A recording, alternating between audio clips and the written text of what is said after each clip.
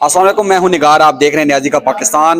मैं इस वक्त मौजूद हूं, बहुत ही जानी मानी शख्सियत हैं, स्पेशली इनका अंदाज निराला है। जब भी आते हैं एक काफिले की सूरत में आते हैं, और जब भी देखते हैं स्पेशली वर्क करते हुए आपको नजर आते हैं, चाहे ग्राउंड फील्ड हो या इंडोर हो, हमेशा आपको इस अपने वर्क से पहचाने जाते हैं।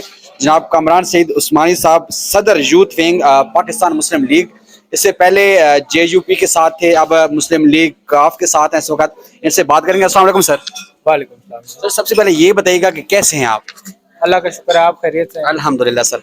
सर आपकी नौजवानों के लिए स्ट्रगल ज़्यादा है, आप खुद भी एक नौजवान हैं। ये स्ट्रगल का सफ़र था जो कैसा था, और अब तक कितनी जो है अपॉर्चुनिटीज़ को आप जो है इसमें ग्रोथ आपने की, आप इसको इसमें कामयाबी हासिल की, क्या समझते हैं? शुक्र है अल्लाह का। तकरीबन हमारा जो ये सफ़र है पिछले कोई 10-11 साल से जारी है।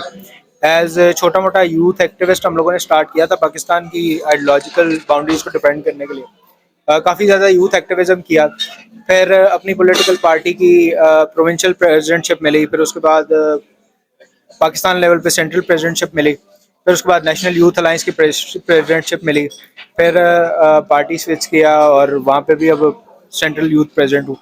तो अल्लाह का शुक्र है, बड़ा बेहतरीन ज़बरदस्त। सर क्या समझते हैं पाकिस्तान की पॉलिटिक्स में आप आपका एक नज़रिया, नौजवानों की बहुत ज़रूरत है हमेशा से। चाहे कोई भी पॉलिटिकल बंदा हो, अगर उनको देखा जाए, उनके हिसाब से अगर बात की जाए तो पाकिस्तान को पुराने सियासतदानों से छुटकारा चाहिए, हम समझते हैं, हर पाकिस्तानी समझता है। और एक आज़ादाना सियासत चाहिए पाकिस्तान को नौजवानों की सूरत में। क्या समझते हैं आप, इसमें कैसे मुमकिन हो सकता है आज़ादाना सियासत? आपकी बात बिल्कुल ठीक है। अगर एक कोई एम्प्लॉय है, वो 60 साल की उम्र में रिटायर हो जाता है, तो फिर ये जो सियासतदान है ये रिटायर क्यों नहीं होते? आपकी इस बात तक बात ठीक है, लेकिन जो आप कह रहे हैं ना कि अचानक हटा देना चाहिए, देखिए आपको सीनियर्स चाहिए ज़रूर। इस तरह नहीं हो सकता कि आप एक चाकू पकड़ें और सारे काट के फेंक दें। This is not gonna be possible. ठीक है, सीनियर्स आपको फॉर देयर एक्सपीरियंस, ये लोग ज़रूर आपके सरों के ऊपर चाहिए, ताकि देखिए एक नौजवान भी है ना, वो स्टार्ट में हर चीज़ को अकम्प्लिश नहीं कर सकता। उसको एक एक्सपीरियंस्ड मेंटोर की ज़रूरत होती है।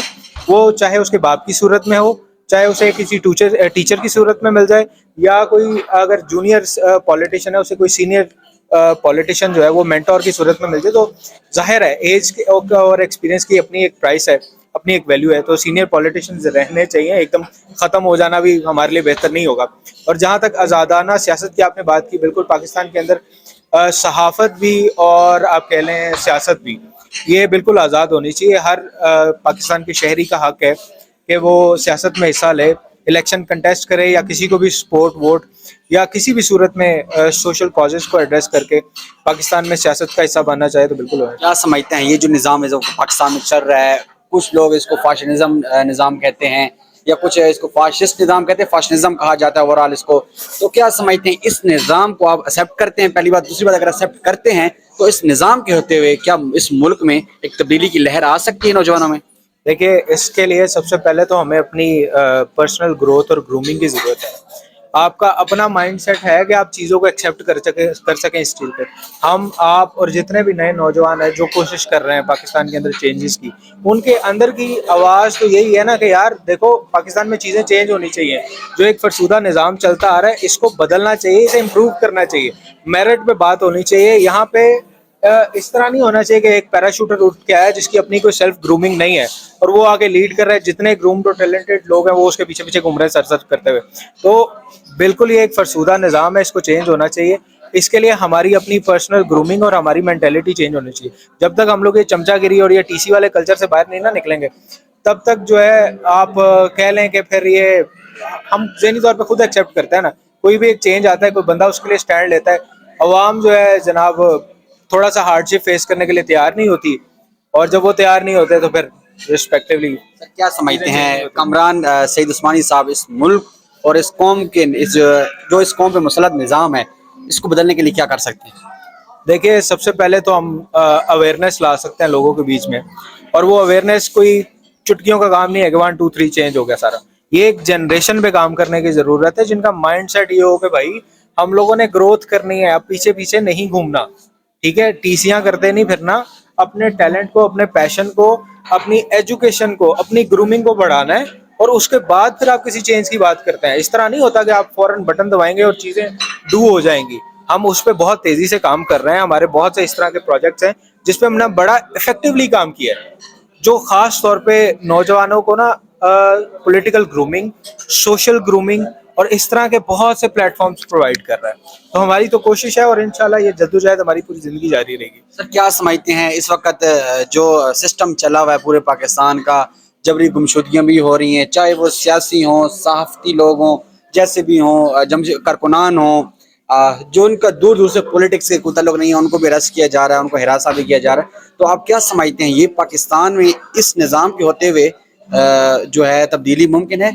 دیکھیے یہ ایک انتہائی قابل مذمت بات ہے کہ جن لوگوں کا سیاست سے یا ان کسی ایکس وائی زی ایکٹیویٹی سے تعلق نہیں ہے, ان کو اس طرح نامعلوم افراد کی لسٹ میں نہیں ڈالے جانا چاہیے, اور ہم اس کی شدید الفاظ میں ضرور مذمت کرتے ہیں.